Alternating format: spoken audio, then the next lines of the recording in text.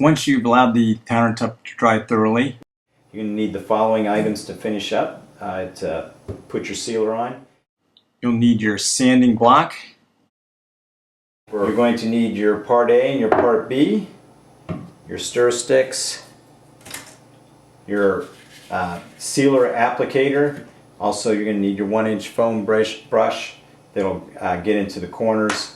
This is your opener for the 1-quart can, and of course you've got your vinyl gloves to protect your hands. So let's get started on the sealing process. First thing you're going to want to do is you're going to want to lightly sand the entire countertop with your sanding block. This will remove any sponge residue or any kind of extra paint and just make it nice and smooth. And you're going to start, usually I like to start from the top and then work my way down so that I've got everything covered and make sure that the countertop is completely smooth and ready for the sealing process.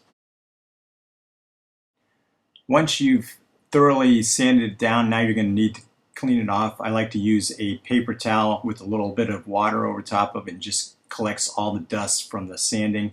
Or you can use your terry cloth and wipe everything down thoroughly. You don't want any dust on the countertop before you start the sealing process. You're going to go ahead and seal the countertop.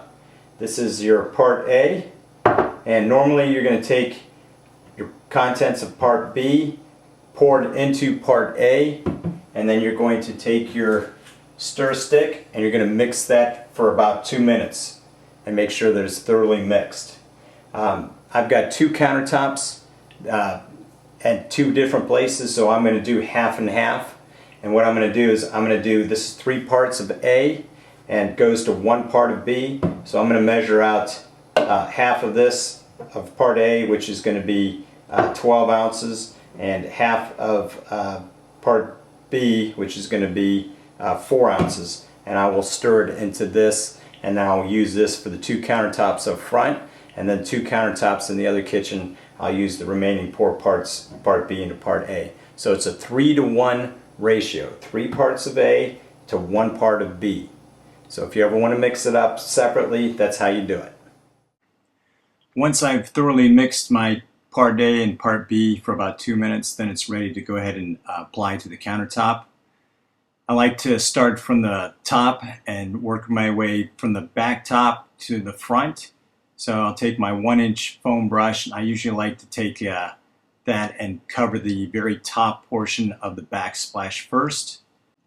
Then I want to take the sealer and just pour a little bit on the back portion of the countertop, as you see here.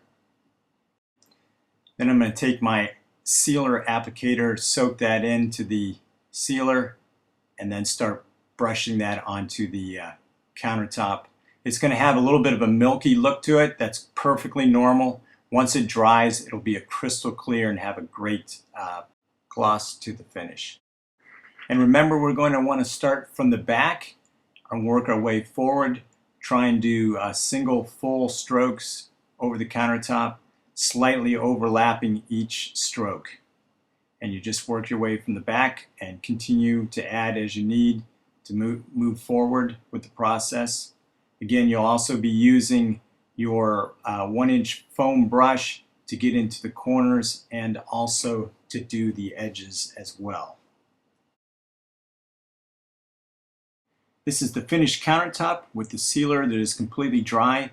It'll take about 6 hours for it to be dry to the touch, and you should be able to use the countertop within 24 hours, but I give it about 48 hours before you start putting heavy objects like blenders on top. Thanks for watching, and to purchase your kit, just click the link below.